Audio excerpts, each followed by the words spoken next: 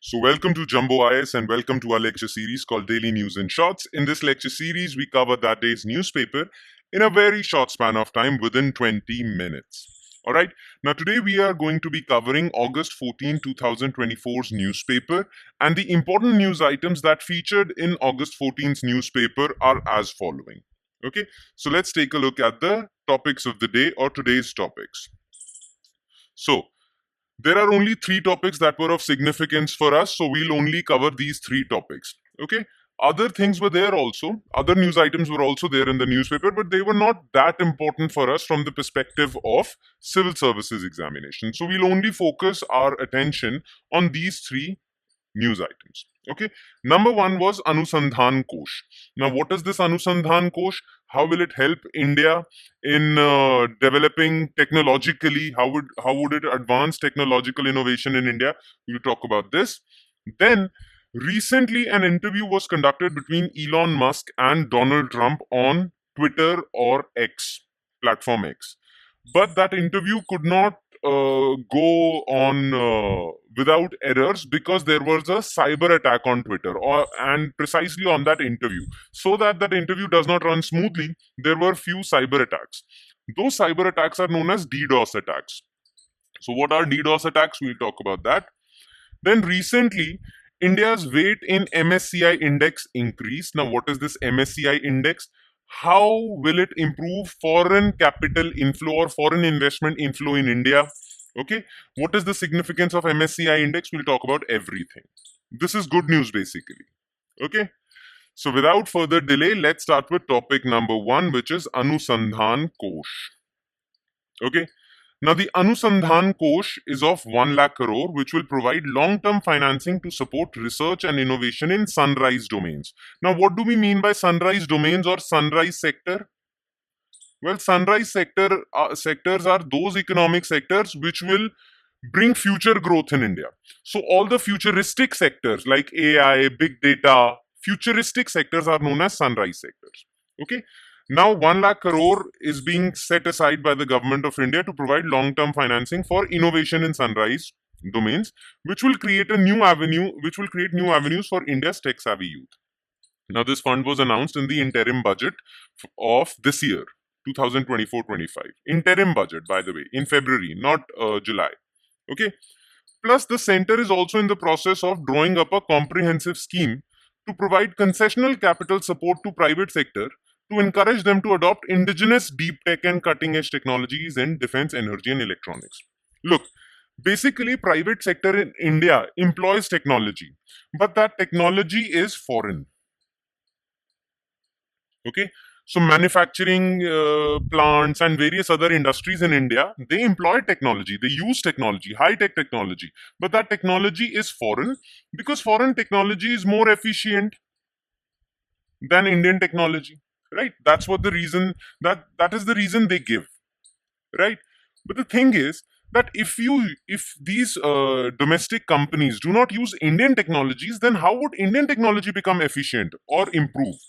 All right, so to encourage these Indian startups, Indian companies use Indian technology, a scheme is being put up which will provide concessional capital support or concessional loans to these Indian companies to use Indian technology. So they will be provided very soft loans, but the condition would be that they would use those soft loans to buy Indian technology, not foreign. Okay, this would encourage more adoption of India's deep technology, deep tech, and cutting edge technology. Now, I know the question that might be coming in your mind is what is deep tech? So let's talk about deep tech. Okay, now deep tech. So basically, deep tech, or it is also known as hard tech, is a classification of an organization with expressed objective of providing technology solutions based on substantial scientific and engineering challenges. Now, as the name suggests, deep tech means very highly technological, not simple technology, extremely deep technology, extremely scientific technology like AI, advanced materials, 3D printing, blockchain, biotechnology, drones, quantum computing. These are deep tech. And Indians should innovate in this deep tech if India wants to advance scientifically. But that would happen if India's private sector uses this technology from Indian companies. Only then Indian companies or Indian deep tech organizations would be able to commercialize this and earn money out of it. Okay. Plus, Finance Minister Nirmala Sitharaman also said that India wants deep tech in its defense industry because India wants to make its defense industry Atmanirbhar. We do not want to depend on foreign technologies or foreign imports, at least for our defense. And deep technology is being used in defense industries, advanced drones, AI drones, right? So India wants to become Atmanirbhar in this. And for that, Anusandhan Kosh and this new comprehensive scheme would be launched. Okay. Now look, Anusandhan Kosh is basically part of Anusandhan National Research Foundation. Okay. Anusandhan National Research Foundation. Now, this Anusandhan National Research Foundation is a statutory organization formed by Anusandhan National Research Foundation Act. Okay, makes sense? So, it is a statutory body. And this act actually repealed or replaced Science and Engineering Board of India. So, Science and Engineering Board was there earlier, which used to guide advanced research and innovation in India. Now, it is being replaced by Anusandhan National Research Foundation, which will guide high level technology policy making in India. Okay. NRF as an apex body aims to provide high level strategic direction for research, innovation, entrepreneurship, enhance India's national research infrastructure, knowledge enterprise, innovation, potential, and scientific pursuit.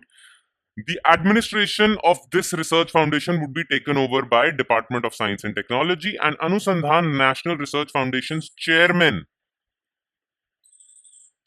would be the Honorable Prime Minister himself. All right. So this is a foundation that will guide advanced research in India, advanced scientific innovation in India, and it also has a fund called Anusandhan Kosh, which will provide long-term financing for research and innovation. All right. So remember this name, Anusandhan. Okay. Now let's move on to our next news item, which is DDoS attack. Now, what is DDoS attack? Basically, DDoS attack stands for, it has a full form, distributed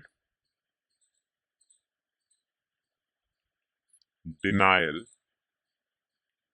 of service attack. Okay, DDoS. Now, why was this in news? Because Elon Musk actually hosted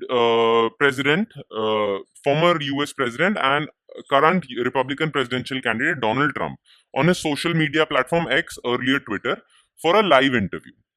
But their conversation could not take place smoothly because of technical glitches, and these technical glitches were caused by hackers through a cyber attack which is known as DDoS attack. Now, what is DDoS attack?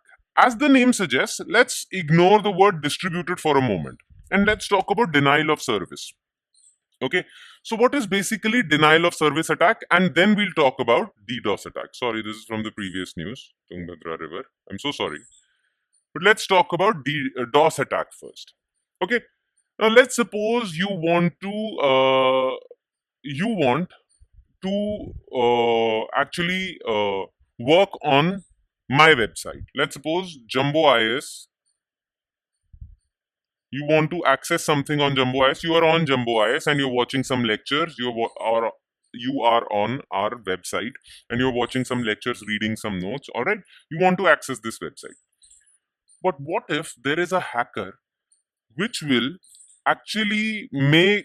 take control of multiple computers? First, he'll hack various computers in India and then use those computers to come to my website. Now, as soon as so many computers would come to my website, the server of my website would get overloaded and it would crash. And because of that, you would not be able to watch lectures on Jumbo IS website. Now, this is known as denial of service attack. And when this denial of service attack is done by multiple computers, it is known as distributed denial of service attack. Okay, so it is a type of cyber attack in which malicious actor, that means a hacker, aims to render a computer or other device unavailable, my website unavailable to its intended users by interrupting the device's normal functioning. Okay, by querying my website by multiple computers, so server would get crashed. Okay, these different computers which are taken over by a particular hacker are known as bots. Okay, they would crash my server and you won't be able to access this. According to the US government Cybersecurity and Infrastructure Security Agency, this targeting is done by directing large number of users against a particular online server at the same time to flood it. In case of a distributed denial of service attack, multiple sources work against one target. Now, there are three ways through which DDoS attacks can be done. One is through botnets, like in this picture. You take control of various computers, create multiple bots, a bot network, and then attack a server. Then Smurf attack. It is a distributed DDoS attack in which an attacker attempts to flood a targeted server with internet control message protocol packets. So basically, whenever there is an error in a website, ICMP packets are released. But if I somehow deceive your server, your website server, that there is an error, right? So it will send false ICMP packets, ICMP messages. And when I do that multiple times, then ICMP packets would be released multiple times. This would flood the server and crash it. Smurf attack. If you don't understand this, it's okay. Just remember the name ICMP packets, okay? And the last one is SYN flood. This happens when multiple computers actually try to establish a connection with the website but don't complete that connection. Again, the server gets overloaded.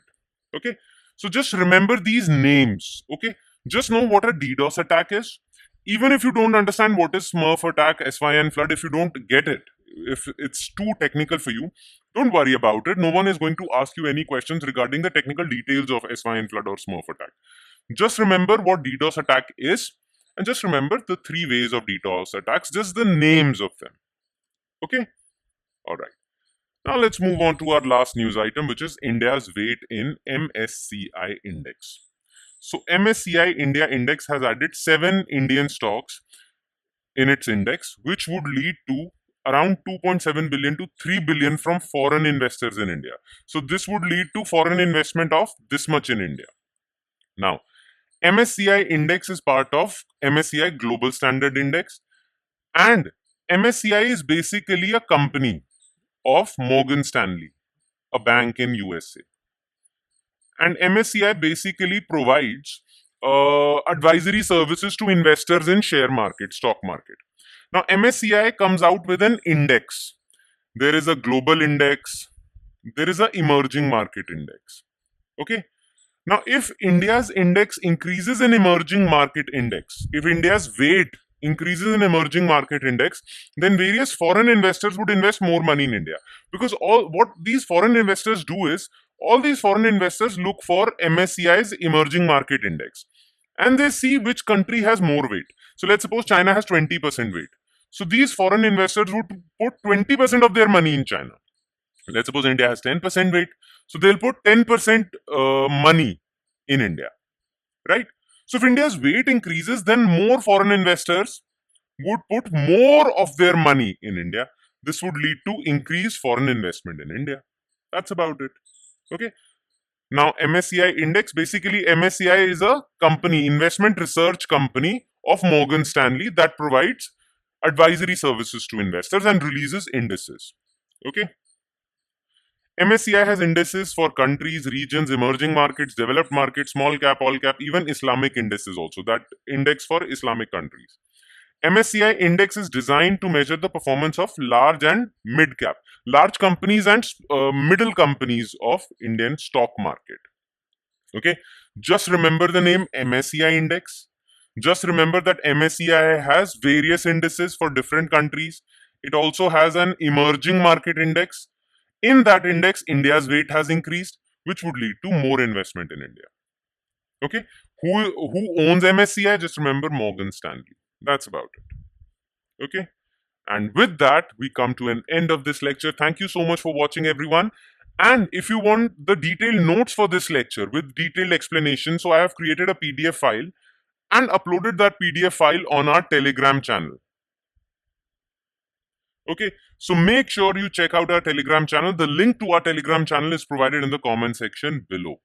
Okay, on that note, I'll conclude this session. Thank you so much for watching, guys, and I'll see you next time with next day's current affairs. Thank you.